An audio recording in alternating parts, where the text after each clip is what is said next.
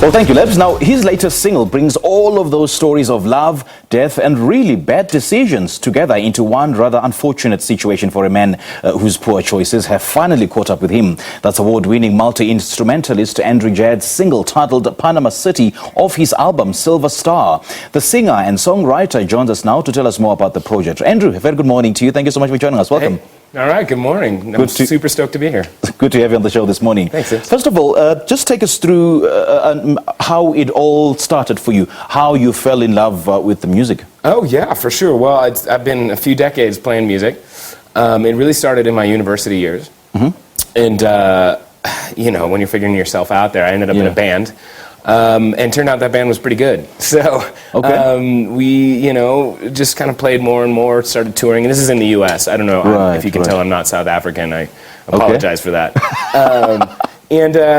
So, yeah, you know, and then we kind of started in that classic band way of touring the U.S. and going to different cities and towns. And I just fell in love with playing music and playing shows and playing to audiences and writing songs and really pushing the quality of music. Okay, so how would you define your music or your style of music? Well, in this particular album, it is what I would call Americana music, which is kind of unusual here. If I were to say that in the States, people are like, oh yeah, Americana music. Okay. So it's kind of country-like, but I wouldn't really go and say that. Americana music is like American roots music. It's rooted in lots of different styles like gospel and blues and bluegrass music, which is why I have the banjo as well as... Oh, bluegrass music. Is that as well as like a rock, a lot of storytelling about, life, love, death. So it's basically a fusion of genres. Yeah, it really is. That comes kind of from you know, 100 years of American history. Got you. All right. Oh, you got a really cool instrument. What's that called? Thanks. This is a banjo.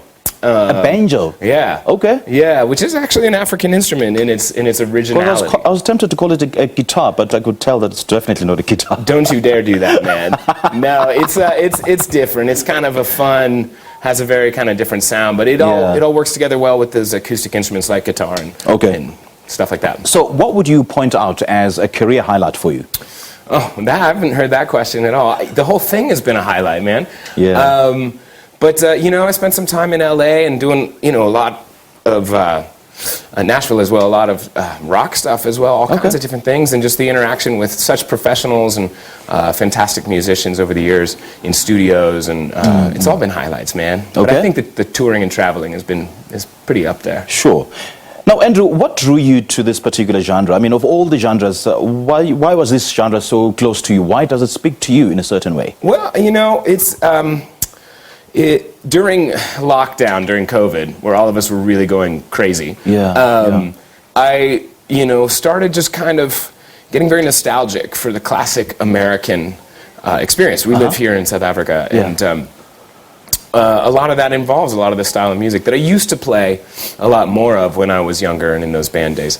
And I really kind of started digging into, you know, we got nostalgic for people coming together. So this music is very frequently found at music festivals and concerts. And I just was like, man, I want to play live music again. I want to be around people and have audiences dancing and having a good time and just being together, and that obviously wasn't happening. So this particular style of music is really good at bringing people together. It's fun, it's very free feeling, and you know, during COVID, man, that wasn't happening, right? How did you get by during this COVID pandemic? Well, I'm also a record producer. Okay. And I have a studio at my home. Right. And I produce all of my own music.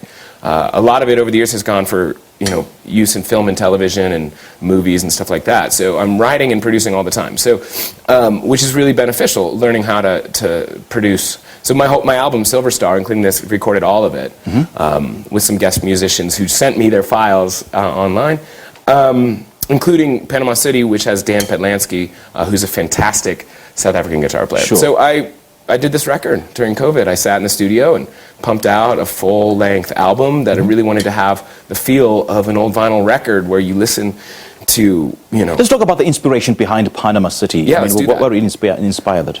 Just fun, you know. I wouldn't say it's a personal story for me, you know. I like messing with lyrics, and it's just a fun story that I kind of came up with and thought I'd push. Right. Yeah. Lovely chatting to you, man. Thank you so much for joining us. Sims, you're awesome. Great stuff. How do your fans connect with you, just quickly? Oh, Instagram, I think I'm the only Adrew Jed in the world, so you can track that little search icon. Just look for Adrew Jed. YouTube, Instagram, Facebook, it's all there. All right, we'll catch up with you in about 20 minutes for our first performance. Looking forward to it. Good stuff.